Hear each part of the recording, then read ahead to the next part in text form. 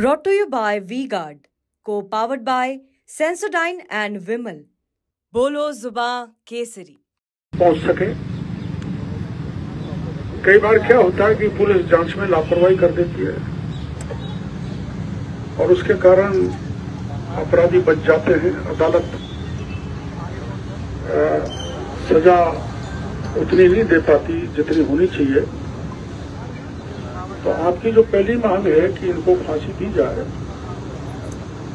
उस तक पुलिस सारे तथ्य प्रमाण जुटाकर कोर्ट में चालान करेगी जल्दी से जल्दी। दूसरा, ये बात रखिए कि मामला फास्ट ट्रैक में जाना चाहिए। अदालत जल्दी सुनवाई करे और इनको सजा दे। तीसरा, एक स्पेशल केस होता है, इसको स्पेशल कैटेगरी में इस केस को डाला जाए जिससे त्वरित इसमें कार्रवाई हो जाए। चौथा है आर्थिक पैकेज या बाकी के पैकेज जो देते हैं, जिसमें दूध की डेयरी है, संविदा की नौकरी है, एक जो उदयपुर में दिया और जो वहां अपने जयपुर में दिया। जयपुर में मुख्यमंत्री जी ने, पिछली सरकार ने आपस में आमने सामने जा रहे थे, हिंदू और मुसलमान जवानों में टक्कर हुई, वहां लटपटंगेबाजी हो गई तो एक मुस्लिम युवक की मौत हो गई। उस पर सरकार ने उस समय 50 लाख दिया था, एक डेयरी का बूथ दिया था और एक संविदा पे नौकरी दी थी। अभी जो विधवा है, इसका कोई सहारा नहीं बचा। इसके पास कोई भरण पोषण के लिए साधन भी नहीं है। एक बच्ची, एक बच्चा है और अभी सरकार की उस पर ही इसको कुछ संबल मिल सकता है।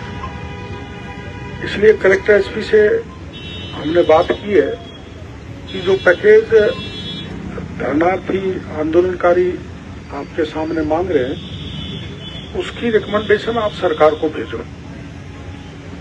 मैंने माननीय मुख्यमंत्री जी से बात करने की कोशिश की, लेकिन मुख्यमंत्री जी किसी सभा में हैं महाराष्ट्र में, तो बात नहीं हो पाई। मैं देर रात या कल जल्दी सुबह ये बात रख के उनके सामने कह दूंगा कि जिलाध्यक्ष जी भी बात करेंगे, हमारे बाकी के लोग भी बात करेंगे और एक तरह से हमारी भी सहमति है कि जो पैकेज आप मांग रहे हैं उसको सरकार माने। तो मैं मेरे स्तर पर जो आपने मांग रखी है, जो आपकी मंशा है, जो आपकी इच्छा है, जो आप चाहते हो, वो पूरा हो, इसके लिए मैं भरसक कोशिश करूंगा। इस बात का आपको भरोसा देना चाहता हूं।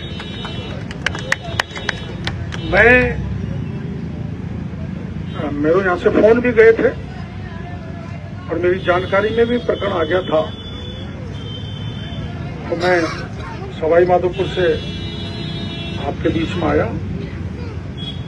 मैं यही ईश्वर से प्रार्थना करूंगा कि इस समस्या का समाधान जल्दी से जल्दी हो और आप क्या फैसला करोगे तो आप जानो, पर मैं मेरी तरफ से सरकार से पूरी तरह से इस ढंग का बात रखूंगा मजबूती से कि आपके मांग पत्र पर सरकार गंभीरता से कार्रवाई करे। अब आप मेरी मर्यादाएं समझते हैं, मेरी स्थिति जानते हैं। अगर मैं आज मंत्री नहीं होता तो मैं भी आपके साथ बैठ जाता, लेकिन मैं बैठ नहीं सकता। वैसे तो मैं सत्ता में हूं, तो सरकार के खिलाफ आंदोलन हो रहा है तो मेरे को आना भी नहीं चाहिए, लेकिन मैं ये चीजें सत्ताएं आती रहती हैं, जाती रहती हैं।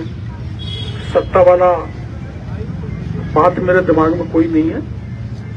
आप किसी प्रकार से ये नहीं लें कि भाई ये सरकार में है तो हमारा पक्ष कहीं कमजोर नहीं हो जाए।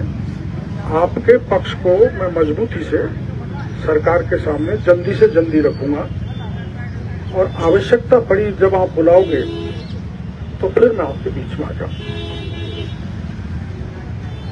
मैं तो यही कहूंगा कि आपको यहाँ परेशान नहीं होना चाहिए, आपकी बात सरकार से मनाने की कोशिश करूंगा। लेकिन अंदर जो प्रतिनिधिमंडल गया उन्होंने मना कर दिया मेरे से भीतर ही कि जब तक हमारी मांग पूरी नहीं होगी तब तक हम यहाँ से नहीं हटेंगे। जो ये 15-20 लोग गए थे, मैंने उनको अंदर कहा था, कलेक्टर साहब और एसपी साहब ने भी समझाया, मैंने भी समझाया, लेकिन इनका ऐसा कहना है कि हमको भरोसा नहीं है। तो मुख्यमंत्री जी से बात करके मैं आपको भरोसा दे सकता हूं। मैं भी इस स्थिति में नहीं हूं क्योंकि मैं तो उनके कैबिनेट में हूं। अल्टीमेटली मुख्यमंत्री जी के निर्णय के बाद ही इस मांग पत्र पर विचार किया जा सकता है। तो मैं भी आपके बीच में कोई आश्वासन नहीं दे सकता। हाँ, मैं इतना आश्वासन दे सकता हूं कि ये गंभीरतम घटना है, ये निर्ममता की पराकाष्ठा है, ये उदयपुर और जयपुर की घटना से किसी भी तरह से कम नहीं है, कम नापा भी नहीं जाना चाहिए। हमारी सरकार कम नापेगी भी नहीं। और इस पर जो कार्रवाई अपराधियों को पकड़ने में की है, कोई अगर षड्यंत्र में भी है तो मैं एसपी साहब से कह रहा हूं उनको भी चिन्हित करें और उनको भी पकड़ें। बाकी की जो कुछ ऐसी बातें हुई हैं प्रशासन और मेरे बीच में, जो मैं आपको सारी को बता नहीं सकता। मैं पूरी तरह से ये जो परिवार है जिस पर इतना दर्द का, दुख, कष्ट का पहाड़ गिर गया, मैं इनके कष्ट में शामिल हूं और हर तरह से मदद करने के लिए तैयार हूं। Brought to you by V-Guard, co-powered by Sensodyne and Vimal. Bolo Zuba Kesari.